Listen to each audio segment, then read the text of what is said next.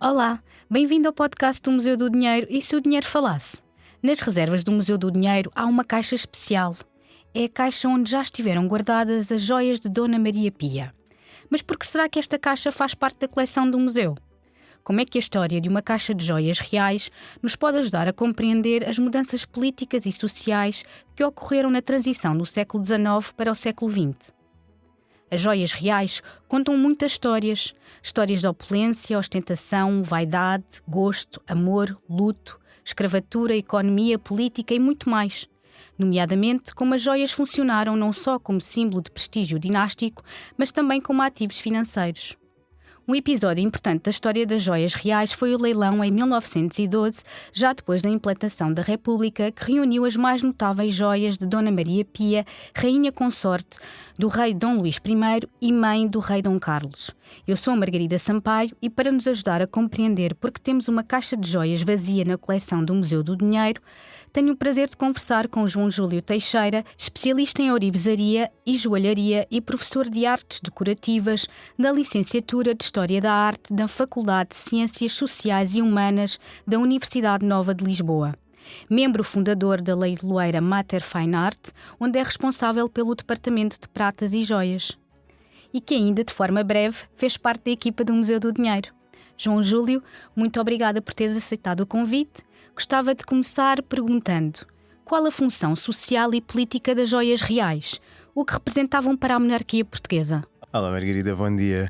Muito obrigado pelo convite. Esta primeira pergunta é mote para uma tese. Qual é a função social e política? No caso português, foi particularmente importante.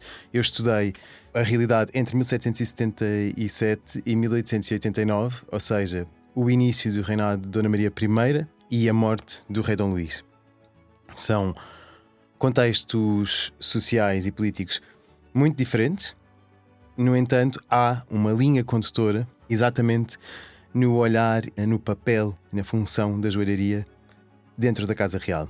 Tu começaste muito bem por falar da questão dos empréstimos da Rainha Dona Maria Pia e da caixa que existe aqui no Museu do Dinheiro, no Banco de Portugal, que guardava as joias que estavam empenhadas. O episódio da Rainha Dona Maria Pia, que nós teremos a oportunidade de falar mais aprofundadamente, é um epítome, um último episódio de uma longa tradição que a Casa Real teve com o Banco de Portugal logo após a fundação do banco como Banco de Lisboa, de fazer, para todos os efeitos, política e económica com as joias da Casa Real. O que é que significa isto das joias da Casa Real? Temos que distinguir duas realidades. Existia património de joalharia, e aqui tanto pedras soltas como joalharia, joias montadas, que pertencia à coroa, e a coroa aqui entendida, vamos passar a falar para ser mais simples, como o Estado. Não pertenciam a ninguém especificamente, elas pertenciam à coroa e tinham o usufruto dos reis daquele momento. E depois existiam as peças que pertenciam às esferas privadas e que pertenciam de facto às propriedades privadas dos membros da família real. E esta distinção é fundamental para sabermos do que é que estamos a falar. As joias eram muito mais do que objetos de adorno. Eram objetos de prestígio, poder, eram instrumentos diplomáticos e até desempenharam um papel financeiro. É precisamente essa última dimensão que nos leva ao episódio das joias de Dona Maria Pia. Gostava que falássemos um bocadinho sobre os dois empréstimos contraídos por Dona Maria Pia em 1892, um empréstimo no valor de 100 contos junto do Banco de Portugal, no qual foram dadas como garantia algumas joias, e de um outro empréstimo em 1903, no valor de 200 contos e com a participação da Casa Henri Bournay e Companhia. Exatamente. Ora, estes empréstimos, vamos para a Dona Maria Pia. Os empréstimos da Rainha Dona Maria Pia acontecem a partir de 1892 e o ano não é por acaso, é o ano seguinte à grande crise financeira, em que eu vou dizer que o Estado entrou em bancarrota. Não entrou, mas entrou. E foi o colapso das finanças públicas do século XIX. E com o colapso das finanças públicas dá-se o colapso, que já estava em colapso, mas dá-se oficialmente o colapso das finanças da Rainha Dona Maria Pia. A Rainha Dona Maria Pia herda do pai quando ele morre e herda uma boa quantia. No entanto, gastava muito dinheiro e as suas contas entram numa espiral louca de endividamento, que até 91 é amparada pelo administrador da Casa da Rainha. Para termos consciência deste nível de endividamento da Rainha, quando chegou a 1891, o administrador demite-se e pede o reembolso do dinheiro que tinha adiantado à rainha do seu bolso particular para fazer face às despesas da rainha. E a dívida total que a rainha tinha com o conde Ribeiro da Silva, que era o seu administrador, eram 600 contos. Era equivalente a 10 anos de dotação. Portanto, era uma dívida ingerível. Bom, ele demite-se em 91 com a crise e em 92 entra um novo administrador que, dentro daquele caos, tenta criar alguma ordem. E à falta de mais património da rainha, que já não tinha mais património além das suas joias, decide, in extremis, que a única forma que a rainha tinha de pelo menos continuar a ter alguma liquidez era empenhar as suas joias mais valiosas. Isto faz parte de uma série de outros empréstimos que ele contrai, mas este do Banco de Portugal, ele entrega cerca de 100 contos de joias em troca de um empréstimo de 100 contos a 10 anos, que é pago, entre outras coisas, com um conto de reis mensal entregue diretamente pelo Tesouro Público ao Banco de Portugal sem passar pela Casa da Rainha, para a rainha se poder gerir. E neste empréstimo a rainha tem que aceitar esta realidade, dá as suas joias como penhor, mas, sendo uma rainha e precisando muito delas para se representar, mantém de uma certa forma o usufruto destas joias. Ou seja, faz um acordo em que a rainha, por pedido, pode pedir ao Banco de Portugal o uso, para todas as ocasiões que precisar, das joias que quiser. E há uma lista, que é a lista da avaliação das joias, numerada, e há muita correspondência entre a Casa da Rainha e o Banco de Portugal. A rainha pede para uma recepção que vai haver no dia tal, não sei o quê, as seguintes joias, e muitas vezes escrito pelo punho da própria, e que no fim diz sempre obrigo a restituir ao penhor. E isto corre até 1902. É muito engraçado porque no dia em que é contraído o empréstimo há logo um pedido de uma série de joias, quase todas as com pérolas, e não é por acaso, em que a rainha fica com elas em poder dela. E porquê? Porque as pérolas, para manterem a sua beleza, convém que sejam usadas. E portanto esta ação foi bastante sábia, e as joias com pérolas ficaram de facto com ela praticamente o tempo todo do penhor. Bom, chegados a 1902 o empréstimo acaba, é contraído um novo empréstimo no dobro do valor, porque as contas da rainha continuavam a ser sempre deficitárias até à morte, muito deficitárias, e neste novo penhor a rainha Dona Maria Pia, porque era o dobro do valor, tem que dar o resto praticamente das suas joias todas. Não dá todas, porque sobram algumas ainda no Museu do Tesouro Real, onde se podem ver as que ficaram no Palácio da Ajuda, e já explico porque é que ficaram. É uma pergunta que surge muitas vezes. E neste novo empréstimo ele vai correr de uma forma bastante diferente. A rainha não deve ter achado muita graça a esta coisa de ter que estar sempre a pedir as joias. E aqui entra a caixa aqui do Banco de Portugal.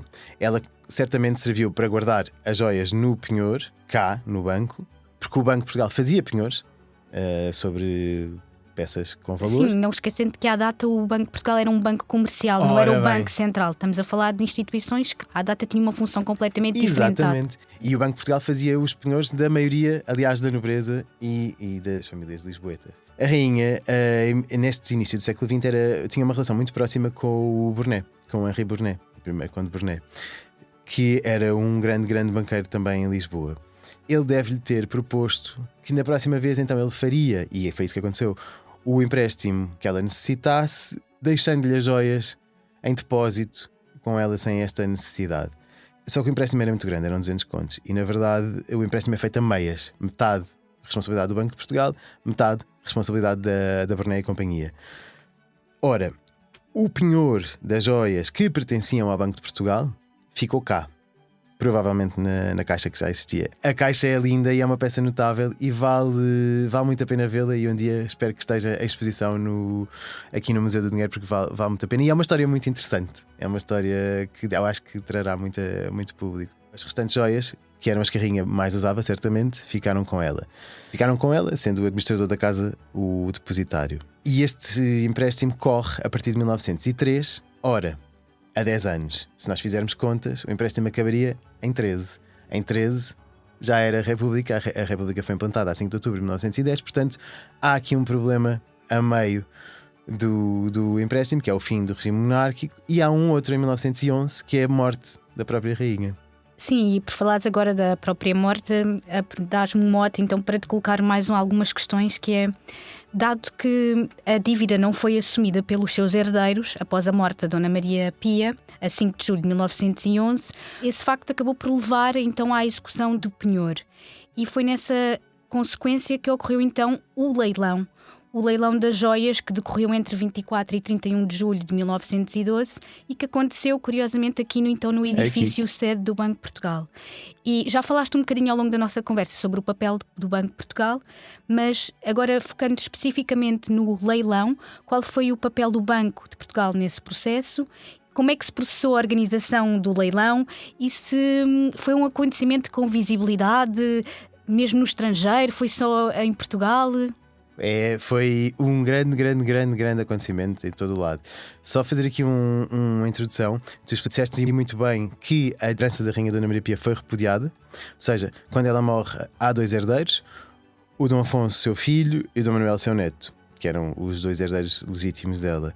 Ora, atendendo ao mar de dívidas que a Rainha deixa, ninguém quer tocar naquela herança, ela é repudiada e, portanto, segue o seu caminho, e isso acontece ao empréstimo aqui do Banco de Portugal. Esta é a razão, aliás, porque as joias que ficaram no Palácio da Ajuda ficaram lá e estão no Museu do Tesouro Real, porque aquela herança não foi reclamada. Foi repudiada, curioso. E por isso o que estava no Palácio ficou. Houve entregas de coisas em vida naqueles meses que a Rainha ainda foi viva pós implantação da República, mas o que ficou, depois ficou. E é uma das magias do Palácio da Ajuda, é que ficou encapsulado. Voltando ao leilão. Ora então, qual o papel do Banco de Portugal? É todo. O Banco de Portugal é que geriu todo este processo. Ou seja, em 1911, quando a Rainha morre, deixa de pagar prestações deste empréstimo. Ele entra em cumprimento e havia 2 bancos envolvidos neste empréstimo. O Banco de Portugal não se mostra muito preocupado com este assunto, nunca, mas a Burnet e companhia mostra. O Burnet já tinha morrido nesta altura, ele morre em 1909, e a Burnet e companhia, desde o primeiro momento, começa a bombardear, que é a expressão, o Banco de Portugal com cartas a dizer: temos que tratar deste assunto, o que é que vamos fazer com isto? A Burnet e companhia quer fazer a liquidação do penhor. Da sua parte, eles só tinham poder sobre metade, ou seja, e houve muitas. Neste início, ponderou-se seriamente só vender a parte do penhor da Burnet.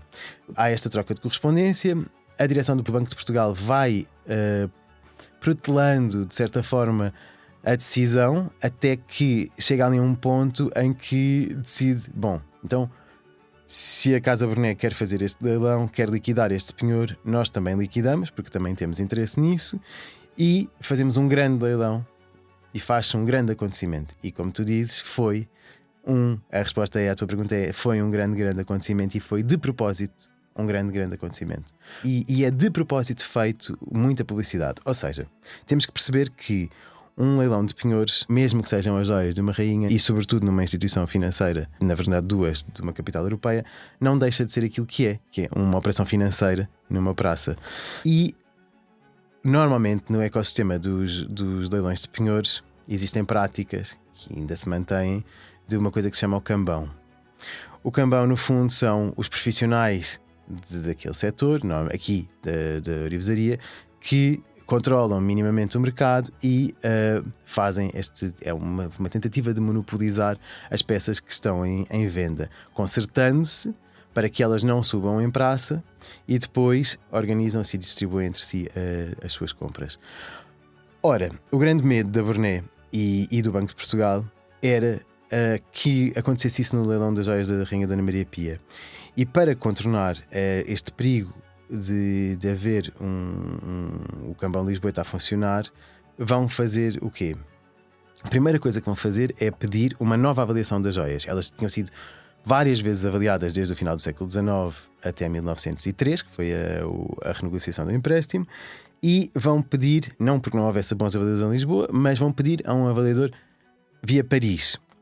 E pedem ao maior leiloeiro da época, que era parisiense, para enviar um perito. Ele envia, chama-se Jorge Falkenberg, e ele vem a Lisboa, reavalia as joias da Dona Maria Pia. Elas valem, segundo a avaliação dele, um bocadinho mais uns 20 ou 30 contos do que a avaliação de 1903, também já tinham passado praticamente 8 anos. E, ora, tendo estas avaliações atualizadas, faz o quê? A maior publicidade possível ao leilão. E aqui há a maior tensão entre a Burnet e companhia, o Banco de Portugal e o governo. Ou seja, a Burnet sabe que quanto maior for o tempo de publicidade do leilão, entre a data marcada e a data em que se começa a anunciar o leilão e a distribuição dos catálogos, melhor poderá correr. É fundamental, sobretudo numa era em que só havia correios, já havia telégrafos e telefones, mas não havia internet. E é preciso tempo para as pessoas virem. Ora, é preciso uma série de autorizações para este leilão acontecer. Do Governo, da Procuradoria-Geral, de uma série de instituições. Uma burocracia que conhecemos bem. E elas nunca mais chegam. E a Brunet está a desesperar. Até porque para estes leilões, de facto, e estando eu no mercado, isto permanece, por mais que as coisas mudem, há 2 momentos bons no ano para fazer vendas grandes. É a primavera e é o Natal. E a primavera já tinha acabado, já estávamos no verão. E na verdade, em julho, que é quando o leilão que é mesmo no final de julho, nos últimos dias de julho, já não é uma altura ideal para se fazerem leilões deste género. E portanto, a Brunet escreve várias vezes que sabem que já passou a época propícia a estes leilões, mas que pedem ainda assim alguma pressa. Ora, o leilão é publicitado onde jornais todos que vocês possam imaginar. Na Europa, em todos, nos Estados Unidos, isto é, na Europa e Estados Unidos, em todos os jornais parisienses, em todos os jornais espanhóis, em todos os jornais americanos, em Portugal, em todos os jornais, e começa-se a movimentar todo o setor. Como entre o data de anúncio do leilão e o leilão não havia tempo para os agentes transatlânticos dos Estados Unidos chegarem, eles movem os seus correspondentes em Paris e na Alemanha. E há um afluxo enorme de gente que vem no Sud Express para Lisboa. E vêm os nomes grandes do mercado de joalharia do seu tempo. Vem o Esmerian, vem o Sondheimer, vem o Janesik, que são os grandes nomes que controlam a joalharia nestes anos na Europa e que estão a servir também de correspondentes à Tiffany. Portanto, estavas a falar um pouco de como da visibilidade e de como efetivamente vieram muitas pessoas do estrangeiro, e estamos já mais perto do final da nossa conversa, infelizmente, mas ao fim e ao cabo, hoje em dia nós sabemos quem é que adquiriu as joias, o que é que lhes aconteceu após o leilão, o que é que resta desse tesouro. Na prática tu falaste um pouco que houve umas que ficaram porque não foram sujeitas ao leilão, ficaram no próprio Palácio Nacional da Ajuda e portanto hoje em dia podemos vê-las.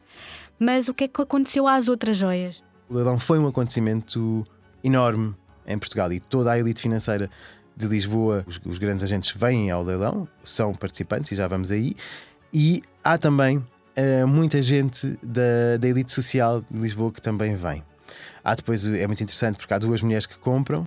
Pois eu ia perguntar isso sobre a presença feminina. É muito interessante porque nos relatos é óbvia a barreira física que existia entre o elemento masculino e o elemento feminino. As mulheres estavam do lado da assistência, havia uma barreira que separava os participantes da assistência e as mulheres estavam praticamente todas do lado da assistência, e houve pelo menos 2 mulheres licitantes e as 2 extraordinárias mulheres de extraordinários perfis, uma Maria Adelaide Coelho da Cunha, vamos-lhe tirar o da Cunha para lhe fazer jus, Maria Adelaide Coelho, que era a filha do Eduardo Coelho, fundador do Diário de Notícias, e que tem uma vida extraordinária. Eu aconselho a ler O Doida Não e Não, que é um livro sobre ela. Yes. E que faz uma compra no leilão de uma joia. E uma senhora que vem nos registros aqui do banco como Madame Romina, era uma jovem mulher, uma mulher muito moderna, casada, segunda mulher, de um grande médico, que era o Dr. Romina, e que também compra uma joia no leilão. Enfim, desmistificar também, apesar do influxo destes estrangeiros todos a Lisboa, a maioria das joias são compradas por portugueses, em valor. O leilão rende cerca de 300 contos. Basicamente 2/3 são comprados por portugueses. Porque depois criou-se muito o mito de que tinham sido estrangeiros a levar, e na verdade estamos a falar neste início da Primeira República, havia uma economia, ou seja, havia uma elite económica com bastante poder de compra em Lisboa nesta época, e na verdade os comerciantes de orivesaria e joalharia de Lisboa e do Porto estavam num momento de ouro muito, muito pujante, e são eles os grandes compradores do leilão. Claro que o Esmerian, o Janesik compram também muito dinheiro e muitas peças extraordinárias que levam para fora e põem-nas a circular. Mas o que é que sabemos das joias que foram a leilão? Há algumas que já foram adquiridas e que surgem no mercado de tempos a tempos. O Palácio da Ajuda comprou já há muitos anos, uma das peças mais extraordinárias que teve no leilão, que é um laço que tem 2 pérolas enormes, um laço em brilhantes grandes, que foi feito na Mussi, que era a joalheira dos Saboia, em Itália, que é uma conversão da Dona Maria Pia de 1888. Esse laço está no Museu do Tesouro Real, esteve neste leilão e foi comprado, se eu não me engano, no final dos anos 90 pelo Estado português. Há um outro alfinete que é um M de um grande ourives italiano, que é o Castellani, que foi também parte do leilão de 1912 e que depois foi comprado porque surgiu em leilão em Lisboa. Assim, a peça mais espampanante do leilão era uma grande tiara floral, que era a conversão dos diamantes da tiara da Dona Estefânia, que foi feita para o casamento de Dom Carlos, pelo Leitão e Irmão, e que foi comprada por um espanhol. O que é feito desta tiara é um mistério. O facto é que ela é comprada por este espanhol no leilão, no último dia do leilão, e segue com ele para a Espanha. Ou seja, ele era um grande comerciante espanhol e é muito provável que tenha vendido, pouco tempo depois, esta peça a alguém da elite espanhola ou da elite europeia, e que ela tenha circulado e permaneça, espero eu, e esperamos muito, acho que muita gente espera que um dia possa surgir no mercado e dar-nos a alegria de aparecer a cores, porque só a conhecemos a preto e branco, apesar de termos uma excelente fotografia tirada pelo Leitão na altura em que fez a peça. E vamos sempre estando atentos ao mercado e há coisas que vão surgindo. Mas foi, só para terminar, um grande acontecimento. Houve só um dia de exposição. A exposição e o leilão foram aqui no Banco de Portugal, onde hoje é a Sala do Conselho. A exposição e o leilão foram lá. E as filas no dia da exposição, que foi só eram tantas, estima-se que mais de 1000 pessoas não tenham conseguido entrar na exposição. Ou seja, para vermos que de facto estas coisas movimentavam muito interesse e continuam a movimentar, e é um tema que continua a ter imenso interesse. E no dia do leilão também a assistência foi bastante selecionada porque não cabiam todas as pessoas que gostavam de participar. E depois o leilão tem episódios de clientes que não pagaram, peças que voltaram à praça, peças que depois foram vendidas já depois do leilão. Enfim, foi um grande leilão. Foi um dos maiores leilões de joalharia real do seu tempo. Muito obrigada, João Júlio. Obrigado, sem dúvida Margarida. nenhuma que isto é um tema extremamente rico e que suscita muitos temas diversos. E a nossa conversa começou por uma caixa de joias vazia. É isso. Mais uma vez, obrigada. Visite-nos de quarta a domingo no Museu do Dinheiro com entrada gratuita.